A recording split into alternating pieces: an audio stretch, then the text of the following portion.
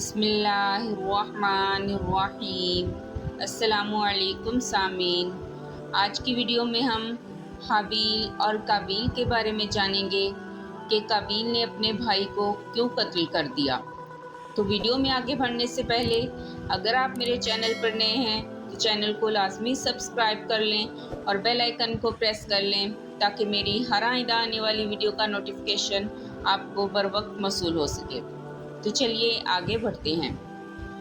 حضرت حوا رضی اللہ تعالیٰ عنہما کے ہر حمل میں ایک لڑکا اور ایک لڑکی پیدا ہوتے تھے، اور ایک حمل کے لڑکے کا دوسرے حمل کی لڑکی کے ساتھ نکاح کیا جاتا تھا۔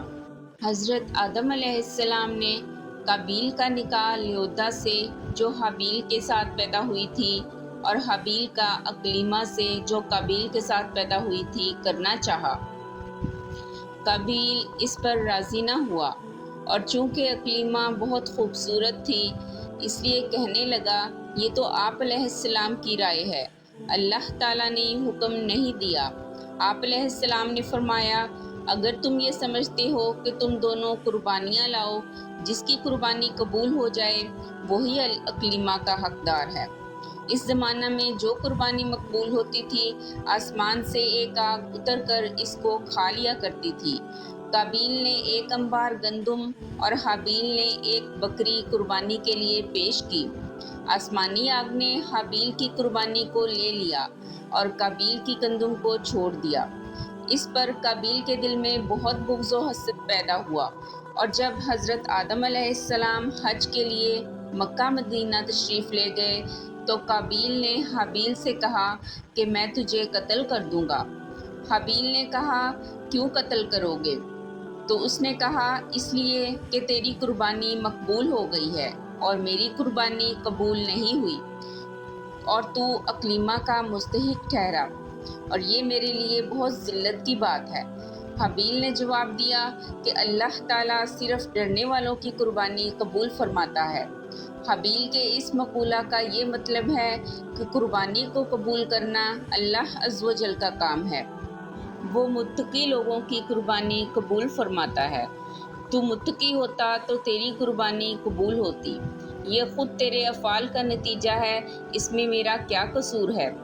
اگر تو مجھے قتل کرنے کے لیے میری طرف اپنا ہاتھ بڑھائے گا تو میں تجھے قتل کرنے کے لیے اپنا ہاتھ تیری طرف نہیں بڑھاؤں گا، کیونکہ میں نہیں چاہتا کہ میری طرف سے ابتدا ہو، حالانکہ میں تجھ سے قوی و توانا ہوں، یہ صرف اس لیے کہ میں اللہ عز و جل سے ڈرتا ہوں، اور میں یہ چاہتا ہوں کہ میرا یعنی میرے قتل کرنے کا گناہ اور تیرا گناہ یعنی جو اس سے پہلے تو نے کیا کہ والد کی نافرمانی کی، حسد کیا اور خدائی فیصلہ کو نہ مانا، یہ دونوں قسم کے گناہ تیرے اوپر ہی پڑ جائیں اور تو دوزخی ہو جائے۔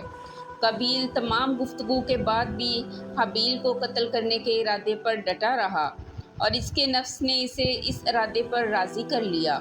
چنانچہ قابیل نے حابیل کو کسی طریقے سے قتل کر دیا، لیکن پھر حیران ہوا کہ اس کی لاش کا کیا کرے، کیونکہ اس وقت تک کوئی انسان مرا ہی نہ تھا۔ مدت تک لاش کو پشت پر لادے پھرتا رہا، پھر جب اسے لاش چھپانے کا کوئی طریقہ سمجھ نہ آیا تو اللہ عز و جل نے ایک کوا بھیجا جو زمین کو کورید رہا تھا۔ چنانچہ یوں ہوا کہ دو کوے آپس میں لڑے، ان میں سے ایک نے دوسرے کو مار ڈالا، پھر زندہ کوے نے اپنی چونچ اور پنجوں سے زمین کورید کر گڑھا کھودا، اس میں مرے ہوئے کوے کو ڈال کر مٹی سے دبا دیا۔ یہ دیکھ کر قابیل کو معلوم ہوا کہ مردے کی لاش کو دفن کرنا چاہیے، چنانچہ اس نے زمین کھود کر دفن کر دیا۔ قرآن پاک میں ہے تو اس کے نفس نے اسے اپنے بھائی کے قتل پر راضی کر لیا تو اس نے اسے قتل کر دیا، پھر وہ نقصان اٹھانے والوں میں سے ہو گیا۔ اللہ نے ایک کوا بھیجا جو زمین کورید رہا تھا تاکہ وہ اسے دکھا دے کہ وہ اپنے بھائی کی لاش کیسے چھپائے۔ کوے کا واقعہ دیکھ کر قاتل نے کہا ہائے افسوس، میں اس کوے جیسا بھی نہ ہو سکا کہ اپنے بھائی کی لاش چھپا لیتا، تو وہ پچھتانے والوں میں سے ہو گیا۔ اللہ تعالی ہمیں بھی تمام گناہوں سے بچائے اور سیدھے راستے پر چلنے کی توفیق عطا فرمائے۔ آمین یا رب العالمین۔